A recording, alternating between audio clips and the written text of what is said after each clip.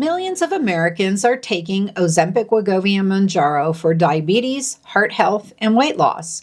But behind the viral transformations, behind those celebrity endorsements, a growing legal storm is unfolding. As of early 2026, more than 4,400 lawsuits have been filed against the makers of these drugs, and the allegations are serious. Today, we're breaking down what these lawsuits actually claim, what the drug companies say in response, and what this means if you're currently taking or considering taking a GLP-1 medication. This is not medical advice. It is not legal advice. This is about informed consent. Hey everyone, welcome back to the channel. GLP-1 receptor agonists like Ozempic, Wegovy, and Mounjaro mimic a hormone that slows digestion, increases insulin resistance, and helps people feel full for longer. They've helped reduce obesity rates for the first time in over a decade and show promise for conditions ranging from kidney disease to addiction.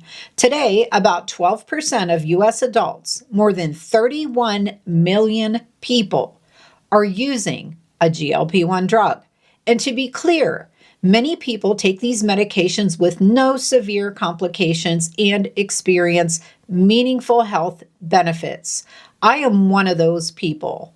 But the lawsuits argue that some risks were not adequately warned about, or not warned about soon enough.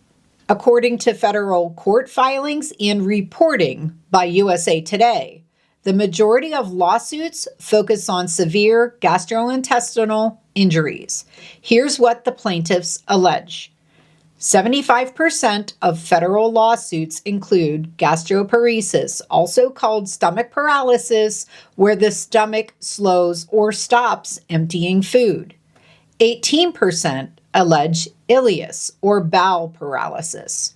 18% allege intestinal obstruction. 8% involve gallbladder injuries, some requiring surgery.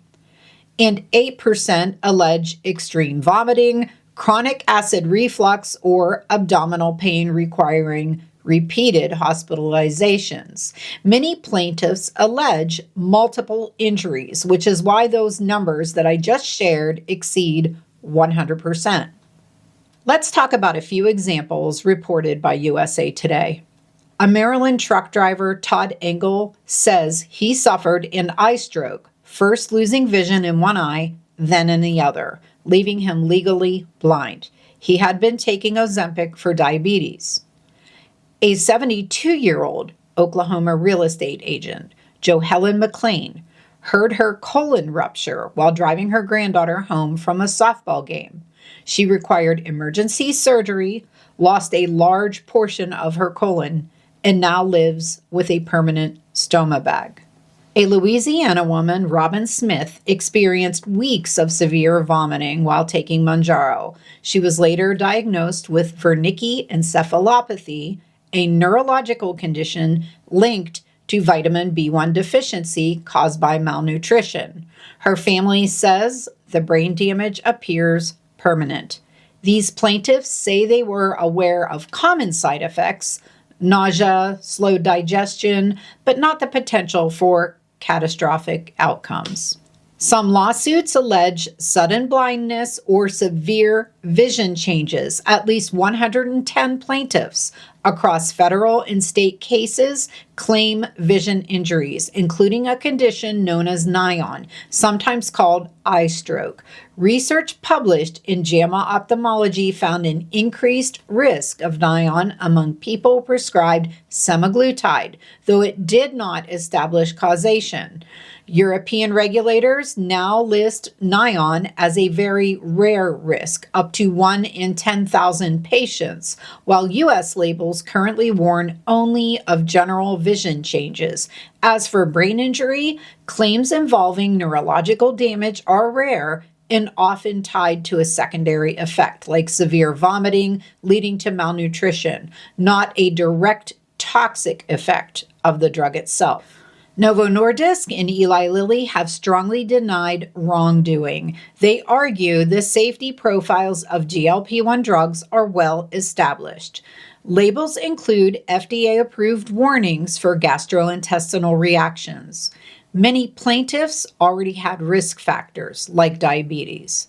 And some diagnoses like gastroparesis must meet strict testing criteria in court. They also note that labels have been updated over time, including adding ileus, intestinal obstruction, and severe constipation in recent years. The companies say they will vigorously defend the drugs in court. This litigation is not about banning GLP-1 drugs. It's about whether patients were fully informed at the time they took them of the severity and permanence of some potential risks. Legal experts say the key questions will be, were warnings adequate? Were risks known earlier than disclosed? Did updates come too late for some patients? The first bellwether trials aren't expected until 2027, and this litigation could last 4 or 5 years. Even researchers who support GLP-1 use say this: no medication is risk-free. Studies show GLP-1 drugs may reduce risks of heart disease, addiction, dementia, and more, while increasing risks of gastrointestinal side effects. For many patients, the benefits outweigh the risks. For others, the risks have been life-altering. Both things can be true. If you're taking a GLP-1 medication, this isn't a call to panic or to stop treatment suddenly. It is a reminder to monitor your symptoms closely. Take persistent vomiting seriously. Ask direct questions about the risks and advocate for yourself if something feels off. And if you're considering one of these drugs, informed consent matters, because weight loss should never come at the cost of being blindsided. If you found today's video to be helpful, please like and subscribe. And if you're comfortable sharing, have you or someone you know experienced severe side effects from a GLP-1 drug? Let's keep this conversation honest, respectful, and grounded in facts. Thanks so much for watching today, and I'll see you in the next video.